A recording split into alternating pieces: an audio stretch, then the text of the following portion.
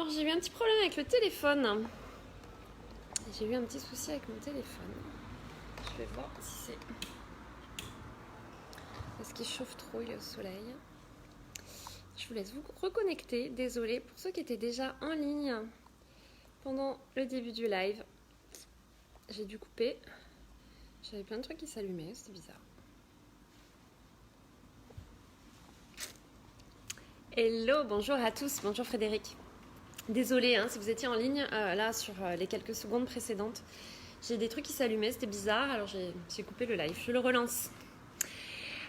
Donc aujourd'hui, je disais, on va parler d'un sujet, mais avant qu'on aborde le sujet du live du jour, coucou David, avant qu'on aborde le sujet du live du jour, je voulais rebondir parce qu'effectivement, vous êtes nombreux à avoir vu le live d'hier, celui où je présente mon nouveau programme, le pouvoir du kangourou, donc le fait de rebondir suite à une épreuve de vie. Et j'ai eu beaucoup d'interactions avec certains d'entre vous hier, justement, par rapport à des questions que vous vous posez par rapport à ce programme, etc. Et j'espère que vous m'entendez bien parce que j'ai ouvert la fenêtre et il me fait un peu chaud. Donc si vous pouvez juste me dire si le son... Moi je pense que c'est bon. Mais voilà. Confirmez-moi juste si quelqu'un peut me le dire.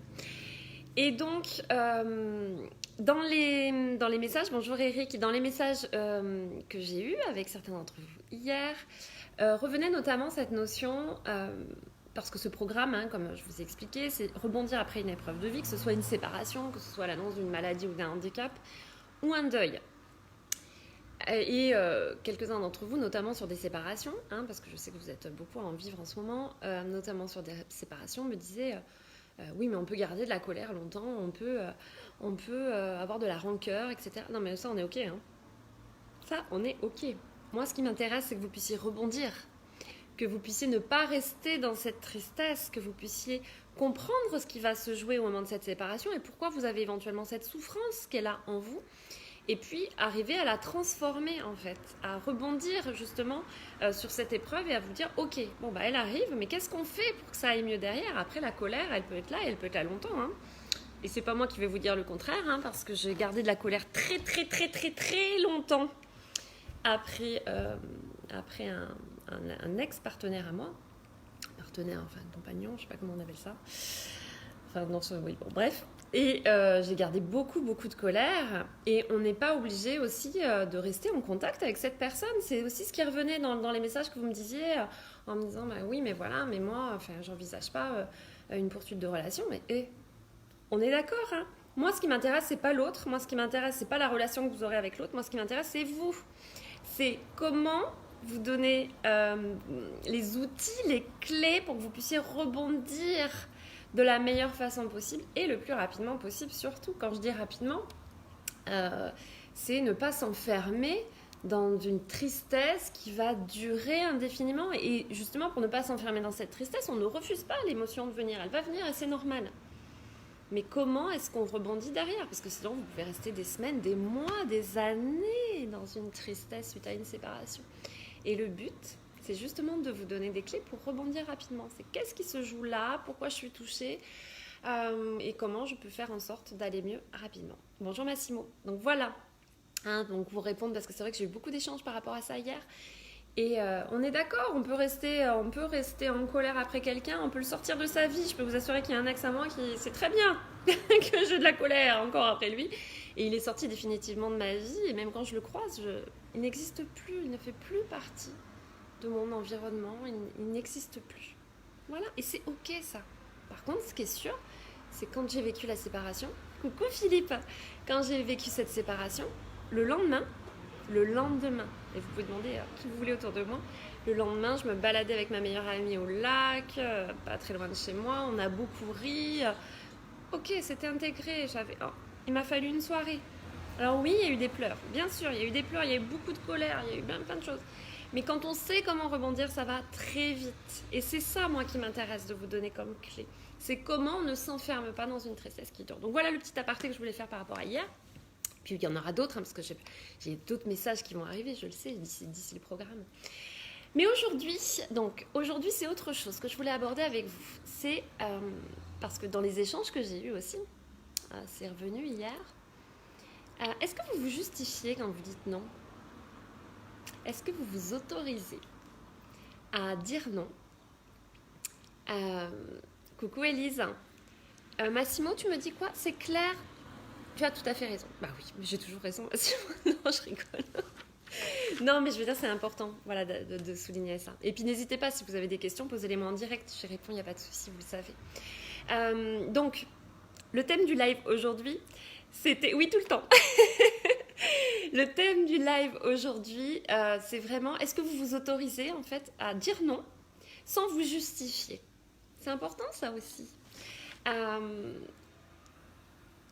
Dire non, c'est opposer un refus à un moment donné à une demande qu'on vous fait. Par exemple, est-ce que tu peux garder mes enfants? Est-ce que tu veux venir manger avec moi ce soir? Etc., etc. Toutes les demandes qu'on peut vous faire. Est-ce que vous vous sentez obligé d'expliquer pour quelles raisons vous refusez cette demande? Et ça, c'est important. Je peux donner une raison, mais pas de justification. Exactement. Oui. Alors, aussi, exactement. On peut donner une raison, pas une justification, mais aussi, on peut aussi dire tout simplement, non, là, c'est pas possible. Sans expliquer pourquoi. Ou dire non, je n'en ai pas envie. Vous savez que c'est quelque chose qui me tient particulièrement à cœur. Et c'est ce que j'explique à tous mes clients. C'est une des premières choses, c'est respecter ses besoins et ses envies. Vous êtes responsable de faire respecter vos besoins et vos envies. Et donc, c'est vraiment important de vous autoriser à refuser une demande qui arrive, qui ne résonne pas avec vous, qui ne colle pas, sans expliquer pourquoi vous la refusez. Mes amis le savent. Oui, voilà, c'est se sentir libre, exactement. Vous savez, je le répète suffisamment, mais moi, ma valeur première, celle qui est tout en haut de mon échelle de valeur, c'est la liberté. C'est de me sentir libre de faire et de dire ce que j'ai envie de dire, même si ça heurte. Encore ce matin, j'ai eu un échange avec quelqu'un qui n'était pas d'accord avec une publication que j'ai mise, c'est ok. J'autorise l'autre, bien évidemment, à ne pas être d'accord avec moi, manquerait plus que ça. Évidemment que vous avez le droit de ne pas être d'accord. Par contre, moi, j'ai le droit de publier ce que je veux, j'ai le droit de dire ce que je veux, j'ai le droit de mettre en avant mes arguments, et puis vous avez le droit de ne pas les valider, mais moi j'ai le droit de dire ce qui résonne avec moi.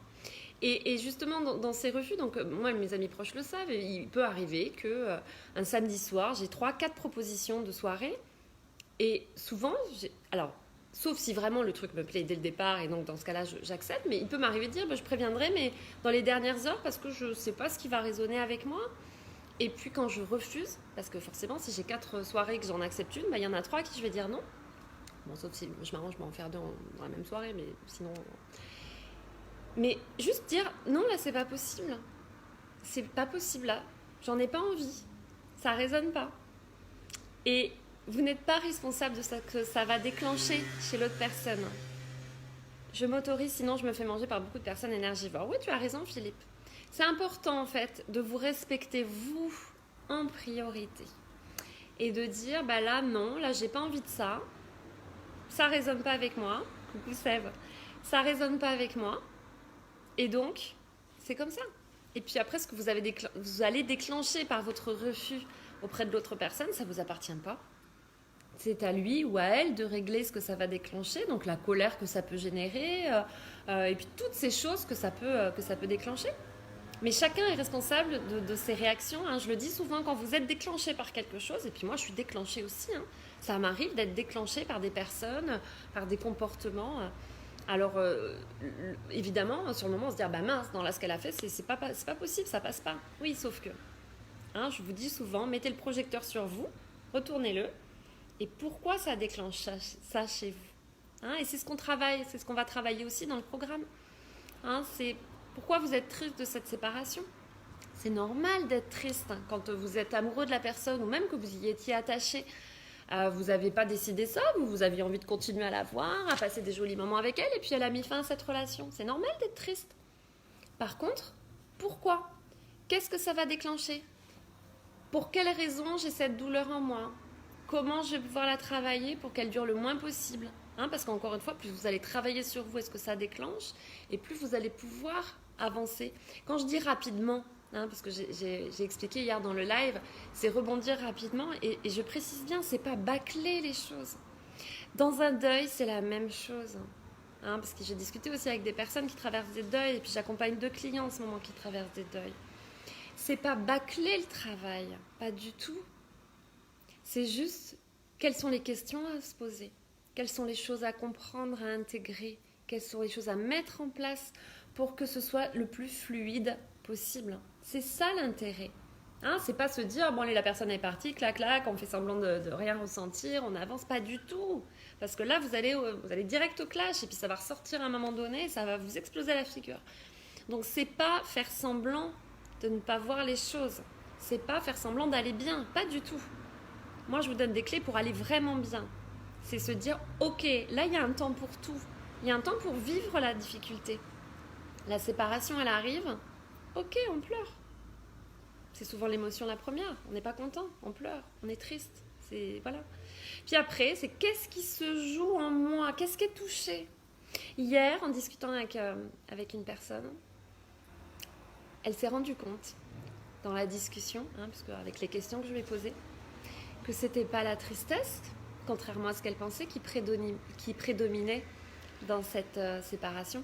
C'était la colère. C'était la colère d'avoir été mal traitée. C'était ça qui prédominait. Et puis alors là, pour le coup, j'ai vraiment compris, parce que moi, je l'ai vécu. Donc, je sais combien c'est difficile. Et c'est juste arriver à comprendre, ok, c'est difficile, d'accord. Mais c'est là. Et puis, c'est aussi être dans cette acceptation, et c'est aussi ce qu'on va voir dans le programme. C'est être dans cette acceptation. Un deuil, vous n'avez pas le choix. La personne, elle est morte, elle est morte. Vous avez beau crier, hurler, tout ce que vous voulez, vous ne la ramènerez pas. Oui, le deuil doit respecter des étapes obligatoirement. Mais, Philippe, je suis en train de lire ton message. Alors, je ne sais pas pourquoi ça me fait ça, en fait. Je vois les 4 premières lettres. Ah, ça y est, c'est bon, pardon. Le deuil doit respecter ces étapes obligatoirement et prendre du recul, relativiser, avoir un équilibre spirituel et gérer ces moments plutôt que de les zapper. Exactement. On doit les vivre. Mais par contre, on peut les vivre de la meilleure façon possible. Alors, j'avais expliqué hier, je ne parle pas des deuils vraiment particuliers, comme des suicides qui vont générer beaucoup de difficultés émotionnelles, bien plus qu'un deuil classique, même si j'aime pas ce terme-là, ou un décès d'enfant, ou des choses vraiment, vraiment, vraiment très spécifiques. Mais pour tous les autres deuils, bien sûr que ça doit respecter... bah oui, bah écoute, on fera des zooms. Je lance des coachings sur Zoom demain soir justement. Merci de me permettre, Philippe, d'en parler demain soir à 20h. On peut se retrouver sur Zoom et là vous posez toutes les questions que vous voulez et on est en direct, on se voit tous dans des petites cases. Chacun peut poser ses questions et j'y réponds en direct, donc ça peut être l'occasion. Une fois par mois, je lance ça. Mais donc pour répondre à ta question, enfin à ce que tu disais, Philippe, bien sûr que le deuil doit traverser des étapes, mais on peut les traverser plus facilement quand on sait comment les traverser. Il y a des questions à se poser. Il y a des choses à intégrer. On n'est pas obligé de rester bloqué dans un deuil pendant des mois ou des années. Le processus de deuil, il va se faire. De toute façon, quoi qu'il arrive, il se fera, à moins qu'il soit bloqué à un moment donné, mais c'est pas tout le temps non plus. Coucou Eric, c'est vraiment dans des cas très particuliers. Mais sinon, le processus de deuil, il va avancer.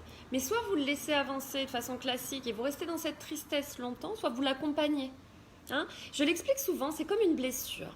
Quand vous vous blessez, par exemple, vous prenez une blessure à la main, vous avez 2 solutions. Faire comme si elle n'existait pas, cette blessure. Et donc, vous mettez un truc par-dessus, vous avancez, vous dites c'est bon, je fais comme si je n'avais pas cette blessure. Mais à un moment donné, elle risque de s'infecter et là, ça va faire mal. Soit tous les jours, vous la nettoyez. Ah, ça a piqué. C'est pas agréable. Pour ceux qui ont eu des blessures, vous savez, c'est pas agréable. On doit nettoyer, ça pique, il y a la chair à vif. Enfin, bon, bref, c'est pas génial. Sauf qu'en faisant ça, tous les jours, vous vous confrontez à la blessure. Mais petit à petit, cette blessure, elle se referme et elle cicatrise. Elle cicatrise tellement bien que la cicatrice, vous la voyez peut-être même plus. Vous savez qu'elle est là. Vous saurez toute votre vie que vous avez cette blessure, mais c'est bon, c'est passé, quoi. Et c'est ça tout l'intérêt. C'est vraiment ça tout l'intérêt. Philippe, alors, je lis ce que tu me mets. Ah, mais j'arrive pas à afficher en entier. Je sais pas pourquoi. J'ai perdu mes jumeaux, mes anges. J'ai beaucoup appris pour les autres deuils que j'ai eu ou d'autres que j'ai. Ouais.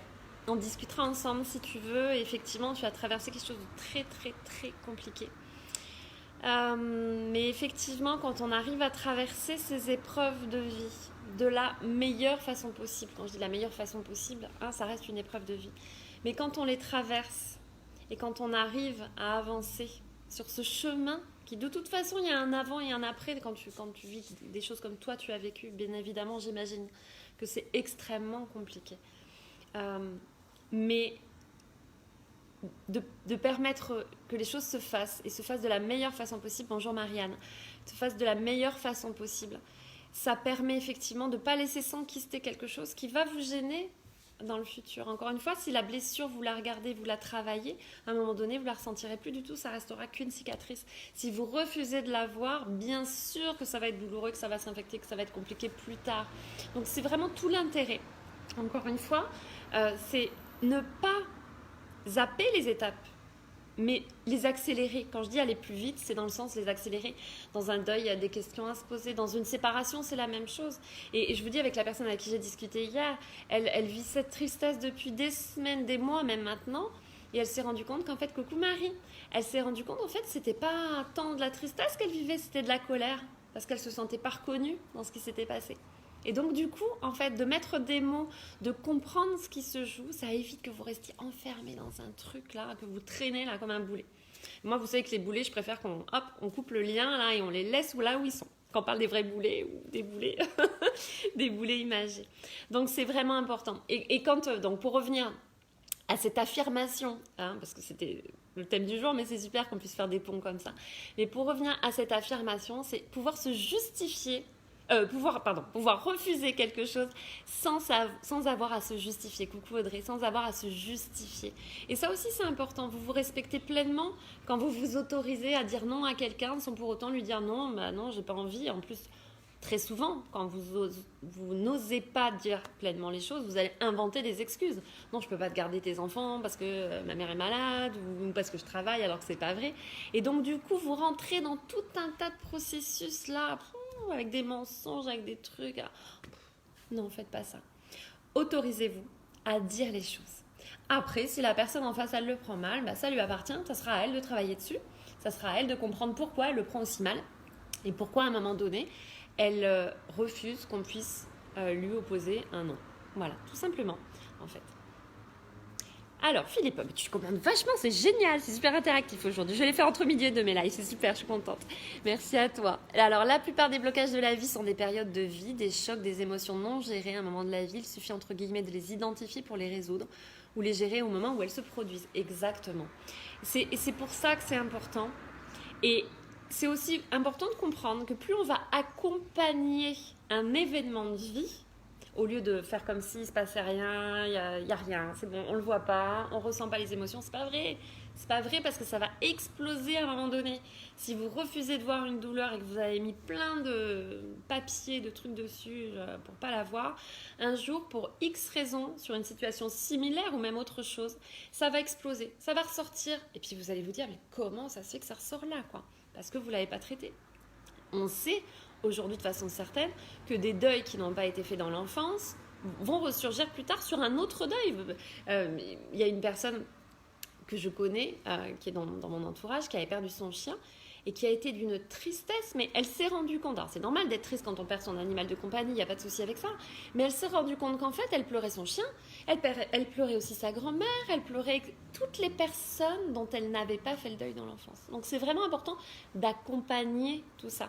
Et encore une fois, le programme, c'est pas de dire, il se passe rien, on fait semblant, on va remplir les difficultés par des choses pour justement éviter de voir, pas du tout. C'est se poser les bonnes questions. C'est se dire, ok, qu'est-ce qui se joue là? Que ce soit encore une fois sur l'annonce d'un malade, évidemment, ce sont 3 axes qui vont être différents, mais il y a beaucoup de similitudes. C'est pour ça que je les ai mis ensemble dans le programme. Mais ce sont 3 axes qui sont différents. Et encore une fois, j'ai voulu mettre ces 3 axes dans le programme, donc séparation, maladie, handicap et deuil, parce que ce sont des difficultés qu'on peut tous et qu'on va tous sans doute rencontrer dans notre vie, que ce soit de façon personnelle ou dans l'accompagnement des personnes autour de nous. Et il y a des choses qui sont communes aux 3, et il y a des choses en tout cas à comprendre et à intégrer pour chacun de ces axes, que ce soit une séparation, que ce soit un deuil, ou que ce soit une maladie. Je n'ai absolument pas dit hier dans le live que vous allez vivre une séparation en montant sur les tables et en dansant toute la soirée. Si vous y arrivez, c'est nickel. Mais c'est pas ça que j'ai dit. C'est ne pas vous laisser enfermer dans une difficulté. Encore une fois, je vois trop de personnes autour de moi et je l'ai été. Je ne jette pas la pierre. Je l'ai fait. Mais je vois trop de personnes autour de moi qui, des semaines et des semaines, voire des mois après une séparation, sont encore en position du fœtus sur le canapé, quoi, qui sont encore en difficulté émotionnelle importante, qui sont encore à côté de leur vie parce qu'elles ont tout mis entre parenthèses, parce qu'elles sont en difficulté. Mais je ne jette la pierre à personne. Il y a 5 ans de ça, oui, je crois que c'était il y a 5 ans ou un truc comme ça, j'ai vécu une séparation qui a été très difficile à gérer, très difficile. Puis je me suis remis avec la personne, qui a été une erreur absolue, hein, ça, voilà, mais ça on ne le sait qu'après. Je me suis remis avec la personne quelques mois après. Et au bout de 2 ans, cette personne m'a quittée. Hein, je suis très transparente avec vous, j'en avais déjà parlé, cette personne m'a quittée pour quelqu'un d'autre. Du jour au lendemain, 10 minutes après m'avoir dit qu'il m'aimait. Enfin bon, je veux dire, dans un truc où il n'y avait rien qui laissait présager de quoi que ce soit. Enfin bon, je vous passe tous les détails, mais il n'y avait rien qui laissait entendre. Enfin bon, en plus, la personne, je la connaissais. Bon, bref. L'horreur absolue. Enfin, l'horreur absolue, oui, sur le moment, je l'ai vécu comme l'horreur absolue. Et puis, je suis allée chez une amie, on a bu une petite bouteille de vin, on a passé une soirée, j'ai beaucoup pleuré, et puis au bout d'un moment, j'ai beaucoup ri, mais je m'étais dit, bon, bah ça, c'est à cause du vin, et voilà. Et le lendemain, je me souviens que je me suis réveillée, et vous savez, quand vous vivez un événement compliqué, le premier réveil, ça peut arriver sur plusieurs réveils, mais en tout cas, le premier, vous vous réveillez et vous avez oublié ce qui s'est passé, vous vous réveillez normalement. Et je me suis réveillée, et tout d'un coup, quelques minutes après, m'est revenu qu'en fait, ma vie s'était transformée là. Que la veille au soir, il s'était passé un événement et que ma vie s'était transformée. Et je me souviens qu'à ce moment-là, j'avais aucune émotion. Et quand je me suis dit ça, je me suis dit, oh là là, je m'attendais à avoir le tsunami émotionnel arriver, à me dire, oh. Et il n'est pas venu. Il n'est pas venu dans les jours qui ont suivi. Et en fait, j'avais tellement décortiqué le truc. Et je l'ai fait aussi dans les jours qui suivaient. Décortiquer ce qui s'était passé, comprendre ce que ça avait généré chez moi, comprendre pourquoi j'avais ces émotions, même parce que moi, c'était la colère qui prédominait. Et voilà. Et la séparation, très honnêtement, la difficulté émotionnelle, elle a duré 2 heures la veille au soir.